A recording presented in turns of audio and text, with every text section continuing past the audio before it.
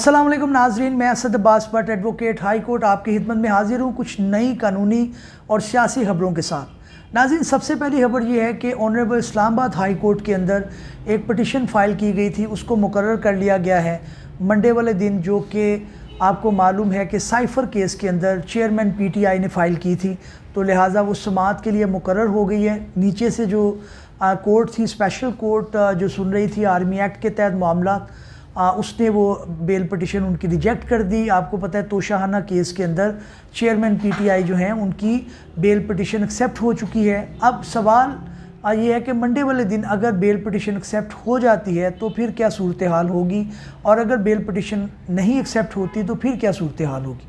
दूसरा ये है कि दूसरी भी इमरान खान साहब ने ही फ़ाइल की है, जिसके अंदर उनका ये कहना है कि उनको अटक जेल से जो है वो अडयाला जेल मुंतकिल कर दिया जाए, वहाँ पे सहूलियात ज़्यादा हैं। उसके ऊपर भी बात करेंगे और अपना कानूनी तबसरा और तजिया आपके सामने रखेंगे।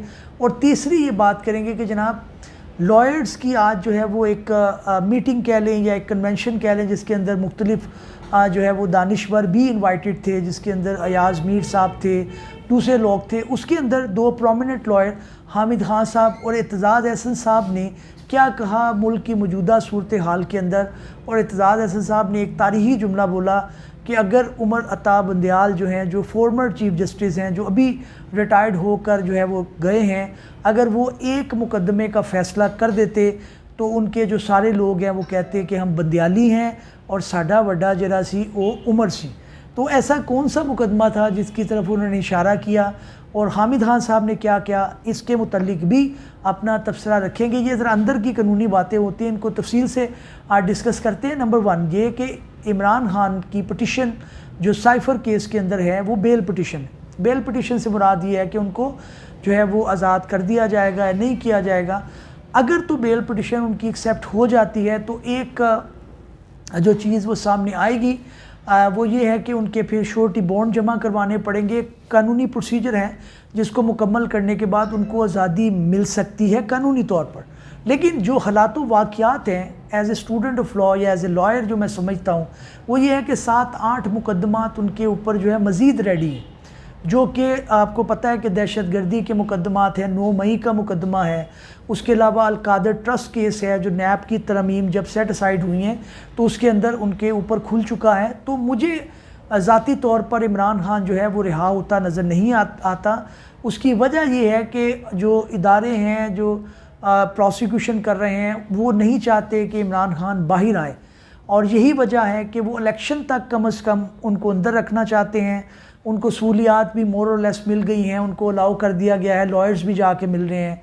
आज हामिद खान साहब जो हैं वो PTI के एक प्रोमिनेंट लॉयर हैं, उनके एक लीडर हैं, वो भी जाके उनसे मिल के आए हैं। उन्होंने बताया कि वो बड़े हाई स्पिरिट में हैं, लेकिन इदारे जो हैं वो जो उनको नहीं लाना चाह रहे वो इस चीज़ पर बज़िद हैं कि वो नहीं आएंगे। तो ये मेरा ज़ाती अपना एक ओपिनियन है और तजिया है कि जनाब बेल ग्रांट हो या ना हो फ़र्क नहीं पड़ेगा। एक लंबी कितार है मुकदमात की जिसके नतीजे में उनका बाहर आना मुमकिन नहीं लग रहा। दूसरी जो बात है उनका मुकदमा जो कि ट्रांसफ़र से मुतल्लिक है वो 25 जो है सितंबर के लिए फ़िक्स कर लिया गया। अब वो भी तारीख़ है, उसके अंदर चीज़ें भी तारीख़ें पड़ेंगी क्योंकि वो जाहिर है उसके अंदर जो कानूनी रिक्वायरमेंट है उसको पूरा होना ज़रूरी है।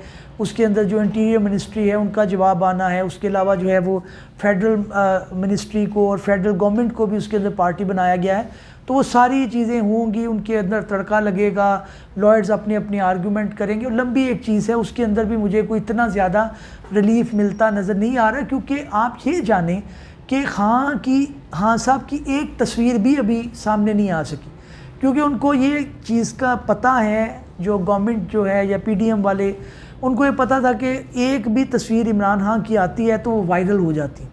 आपको 9 मई के वाक़यात पता है कि उसके अंदर तस्वीर आई और जो तनकीद करने वाले थे, तजिया करने वाले थे, उन्होंने यही कहा कि जनाब वो अपने लीडर को इस तरह से जकड़ा हुआ, इस तरह से पकड़ा हुआ वो नहीं देख सक रहे थे, तो इसलिए उन्होंने कानून अपने हाथ में ले लिया है। उसके अंदर मेरी अपना एक लॉजिक है कि ये तो कोई बात नहीं है कि आपका लीडर पकड़ा गया। नवाज शरीफ भी पकड़ा गया था, बेनज़ीर भी पकड़ी गई थी, भुट्टो भी पकड़ा गया था। हर लीडर को जो है वो कानूनी रास्ता गुजरना पड़ता है, फिर ही वो एक अच्छा लीडर बनता है। लेकिन बहरहाल उनकी मकबूलियत से इनकार नहीं किया जा सकता। इमरान खान एक मकबूल लीडर हैं, उनकी जो है वो एक वायरल होती हैं चीज़ें, और इसीलिए वो ये रिस्क कभी नहीं लेंगे कि इस पटिशन को एक्सेप्ट करें कि जनाब उनको अडियाला जेल मुंतकिल कर दिया जाए, अटक जेल से। वो अटक में ही रहेंगे और उनकी कोई तस्वीर भी नहीं आएगी और कोई इंटरव्यू भी नहीं आएगा। बिल्कुल ठंड प्रोग्राम रखा जाएगा जिसके अंदर इलेक्शन आराम से हो जाए और कौम जो है वो पटरी पे चढ़ जाए। डॉलर बड़ी मुश्किल से नीचे आना शुरू हुआ है और आपको पता है कि पेट्रोल और जो दूसरी चीज़ें हैं जिसके अंदर बिजली सरदस्त है, उसकी कीमत कहाँ पर पहुँच चुकी है। तो अभी कोई भी जो है वो इदारा इस पोजीशन में नहीं है कि जनाब वो ये रिस्क ले कि उनकी तस्वीरें वायरल करे। हाँ साहब, उनकी पॉपुलैरिटी अपनी जगह पे, ग्राउंड रियलिटी अपनी जगह पे, अभी बड़ी मुश्किल से हालात काबू आ रहे हैं। तो अभी कोई इस तरह की चीज़ नहीं आती नज़र जिसके अंदर उनकी ये पटिशन भी एक्सेप्ट हो जाए। अगली बात जो है वो तीसरी जो खबर जिसके अंदर मैंने कहा कि लॉयर्स ने अपनी एक कन्वेंशन की है जिसके अंदर जो है वो 2 प्रोमिनेंट लॉयर माफ़ कीजिएगा, एतजाज़ एहसन साहब और हामिद खान साहब जो है वो उन्होंने अपनी इजहार ख्याल किया और ये बताया। पहले हामिद खान साहब की बात कर लेते हैं। उन्होंने यही कहा कि जनाब लेवल प्लेइंग फील्ड सारी पार्टीज़ के लिए नहीं है। किसी पार्टी का लीडर जो है वो अंदर है, किसी का बाहर है। तो जो बाहर है उनको तो बहुत ज़्यादा जो है वो पजीराई मिल रही है, उनके सारे मुकद्दमात भी माफ़ हैं। और जो इमरान खान है उसको अंदर पकड़ा है। उनके कहने का मकसद यही था कि ये लेवल प्लेइंग होनी चाहिए ताकि वो अपनी अपनी पार्टीज़ को ऑर्गेनाइज़ कर सकें। ठीक है, इलेक्शन कमीशन ऑफ पाकिस्तान ने जनवरी के अंदर कह दिया कि इलेक्शन होंगे, लेकिन लेवल प्लेइंग फील्ड नहीं है उसका। पीपीपी भी अपना जो है वो प्रोटेस्ट रजिस्टर करा रही है। बिलावल भुट्टो ने भी कहा कि जनाब लेवल प्लेइंग फील्ड होनी चाहिए, लेकिन लेवल प्लेइंग फील्ड होगी, मुझे ये लगता है होगी। उसकी वजह ये है कि अभी तक जो उमर अता बंदयाल साहब एक मुकदमे का फ़ैसला करके गए हैं नैब का, उसके अंदर सारों के लिए लेवल प्लेइंग फील्ड। जो मुकदमात पीटीआई के दौर के अंदर नून लीग के ख़िलाफ़ या पीपी के ख़िलाफ़ बने थे वो भी आ गए हैं सत्ता के ऊपर, और जो पीडीएम की हुकूमत ने पीटीआई के ख़िलाफ़ बनाए थे वो भी सत्ता के ऊपर आ गए। तो ये चीज़ जो है वो लेवल प्लेइंग बिल्कुल हो चुकी है और सारी पार्टीज़ जो हैं उनके मुकदमात नैब के अंदर खुल गए हैं। सुने वैनें भर भर के जा रही हैं। सिर्फ ये है कि अभी प्रोसिक्यूशन जो है वो नैब के एक प्रोसिक्यूशन होते हैं जनरल प्रोसिक्यूशन, उनकी तैनाती जो है वो अभी बाकी है क्योंकि सैयद असगर हैदर रिज़ाइन कर गए थे। उनकी मुलाजमे मुद्दत अभी पड़ी हुई थी लेकिन वो अपनी ज़ाती वजूहात की बिना पर रिज़ाइन कर गए। तो लिहाजा अभी जो है वो उनकी तैनाती बड़ी एक इम्पॉर्टेंट है। कुछ नाम आए हैं सिंध से, उसके ऊपर अगले भी लोग में तबसरा करेंगे, लेकिन अभी तक की जो सूरत हाल है वो यही है कि इसके अंदर उनको जो है वो प्रोसिक्यूशन जब डिपार्टमेंट एक्टिव हो गया तो सारों के खिलाफ मुकदमात खुल जाने हैं। क्या इमरान खान, क्या नवाज़ शरीफ और क्या जो है वो जरदारी साहब या बिलावल भुट्टो। लेकिन एक जो चीज़ काबिल ज़िक्र है वो ये है कि अभी इसके अंदर नवाज़ शरीफ साहब की स्टेटमेंट बड़ी जो एक लग रही हैं जिसके अंदर इदारों को सराह रहे हैं कि ये अच्छी बात है, इदारे अपने डोमेन में काम कर रहे हैं और करना भी चाहिए, इसके अंदर कोई मज़ाइका नहीं है। दूसरा जो इन्होंने कहा एतजाज़ एहसन साहब ने, वो बड़ी अच्छी बात उन्होंने कही कि जनाब ये कि इम्प्लीमेंटेशन नहीं है मुल्क के अंदर। कानून की बालादस्ती होनी चाहिए, अदालतें फ़ैसले दे रही हैं, उन पे इम्प्लीमेंट नहीं हो रहा। ये एक ऐसी अनसर्टेनिटी की फ़िज़ा है जिसके अंदर लंबे अरसे तक नहीं जाया जा सकता। आपका इन्वेस्टर, आपके अंदर एक कंड्यूसिव इन्वायरमेंट जब तक नहीं होगा, लोग बेरोज़गार रहेंगे, इनकम नहीं आएगी, मुल्क के अंदर सरमायाकारी नहीं आएगी, लोगों को नौकरियां नहीं मिलेंगी, महंगाई तूल पकड़ जाएगी। तो ज़रूरी है कि इसके अंदर आप अदालतों को ज़रूर मानें।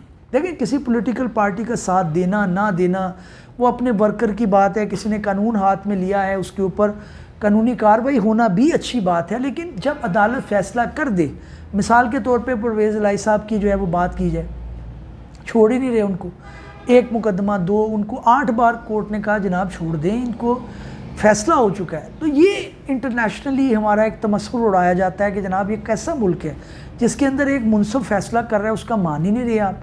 तो मुनसब को मना लें, उसको चैलेंज कर लें, कोई कानूनी कवर तो दें, लेकिन कानून की बालादस्ती ज़रूर रखें। दूसरा एतजाज़ एहसन साहब ने जो पॉइंट कहा, उन्होंने कहा जी कि अगर उमर अता बंदयाल जो है वो एक फ़ैसला कर जाते तो लोग उनके जो कहते हैं कि जनाब असी बंदियालियाँ तो साडा बड़ा उमर सी। तो ये उन्होंने अच्छी बात कही और उनका इशारा गालबन मिलिट्री कोर्ट के मुतल्लिक जो उसकी एक लॉ आया है जिसको चैलेंज किया गया था, उसके मुतल्लिक था। शायद वो फैसला दे भी देते, लेकिन टेन्योर उनका ख़त्म हो गया। आगे भी काजी फ़ाइज़ ईसा साहब उनके देखेंगे, क्योंकि आइन से मुतसादम चीज़ें नहीं होनी चाहिए। आइन की बालादस्ती होनी चाहिए, कानून की बालादस्ती होनी चाहिए। इदारे जो है वो ख़ुद ऑटोमेटिकली ठीक हो जाएंगे, इन्वेस्टर खुद ही यहाँ पे आ जाएंगे और पाकिस्तान इंशाल्लाह तरक्की की राह पर गामज़न हो जाएगा। नाज़रीन, इस उम्मीद के साथ कि हमारी ये काविश आपको पसंद आई होगी, किसी नए वीलॉग में किसी नई कानूनी, आइनी या फिर सियासी गुफ्तगू के साथ हाज़िर खिदमत होंगे। तब तक ले इजाज़त दीजिए। अल्लाह हाफ़िज़।